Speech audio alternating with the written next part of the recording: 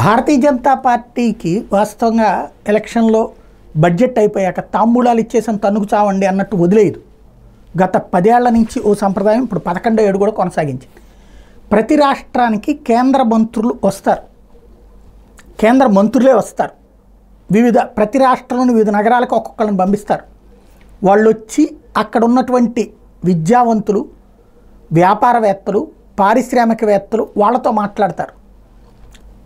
బడ్జెట్కి ముందు కాన్సెప్ట్ వేరు, బడ్జెట్ అయిపోయిన తర్వాత వాళ్ళకి ఏమేమి సందేహాలు ఉన్నాయో ఆ సందేహాలు నివృత్తి చేస్తారు. ఇది ఒక దశాబ్దంగా భారతీయ జనతా పార్టీ అనుసరిస్తున్నటువంటి విధానం.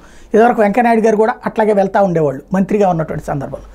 ఇప్పుడు అట్లాగే ఆంధ్రప్రదేశ్కి కేంద్ర మంత్రి మురుగన్ అటెండ్ అయ్యారు విజయవాడలో జరిగేటువంటి ప్రోగ్రామ్కి. ఇలాంటిది ఎంతమందికి తెలుసు? ఏ పత్రిక రాస్తుంది? ఎవరు పట్టించుకుంటారు? ఏదో మురుగన్ వచ్చాడు మాట్లాడాడంటూ ఏదో రాజకీయ ఉపన్యాసం రాసి పడేస్తారు తప్పించి అసలు ఉద్దేశం ఏంటి?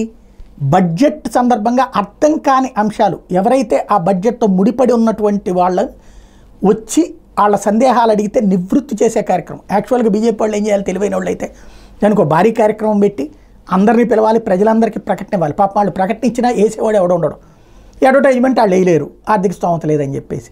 ఆ కారణంగా అవి నిజంగా జనాలకి కమిట్మెంట్, రెస్పాన్సిబిలిటీతో కూడినటువంటి అంశం కూడా ప్రచారం జరగట్లా.